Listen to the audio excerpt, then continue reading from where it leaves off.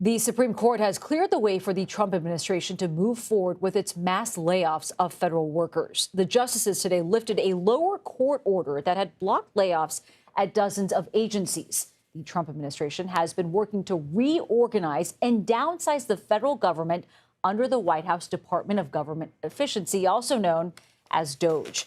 CBS News legal contributor and Loyola Law School professor Jessica Levinson joins us now. Jessica, always very good to see you. Remind us a little bit about the facts of this case and how it ended up before the Supreme Court here. So it ended up before the Supreme Court, as we're talking about increasingly frequently, is that there was an emergency appeal to the Supreme Court. So what happened? As you said, President Trump issued an executive order saying, essentially, we're going to drastically reduce the number of federal workers. And then there was another memo that was issued about exactly how to do that. Labor groups and others sued and said, Mr. President, you don't have the power. You actually have to work with Congress if you want to dramatically reorganize the executive branch this way.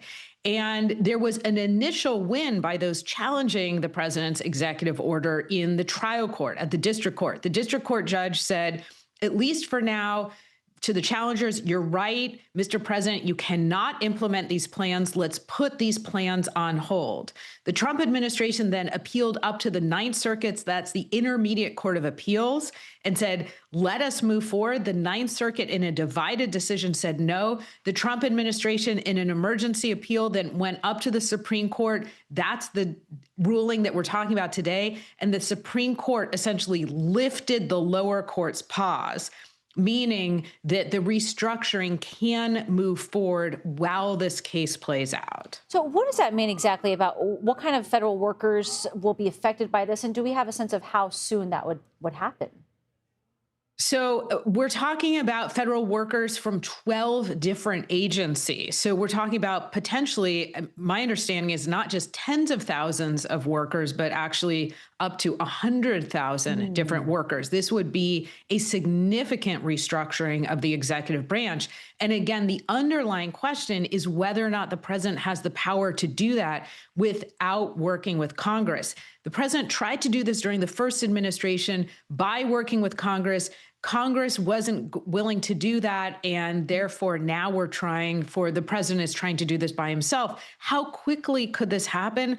I would say that we're potentially talking about days or weeks to see some significant changes in the executive branch. That is not much time at all. Jessica, did the justices give any kind of indication of why they went the way they did? No, as is typical for an order like this when the justices are responding to an emergency appeal. There wasn't a vote count. There wasn't an opinion. There was a dissent from Justice Jackson. But this is known as the shadow docket or the emergency docket. When it comes to cases that are on the main docket, that's when we get those lengthy opinions that we get to talk about with the concurrences and the dissent.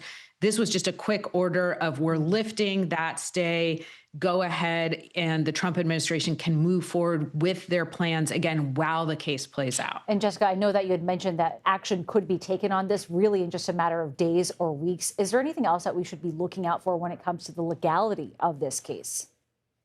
So this is a big test for how much the president can do on his own. We should be clear that in this case, we are talking about the president restructuring the executive branch. And historically, presidents have had significant power because they are the chief executive over the executive branch. But the question is whether or not the restructuring is so significant, is so vast, that this is an area where you would need the cooperation of both political branches. So this really, as I said, is a test of how much can the president do on his own when it comes to the executive branch. Jessica, we always appreciate you helping us make sense of all this. Thank you very much for joining us. Thank you.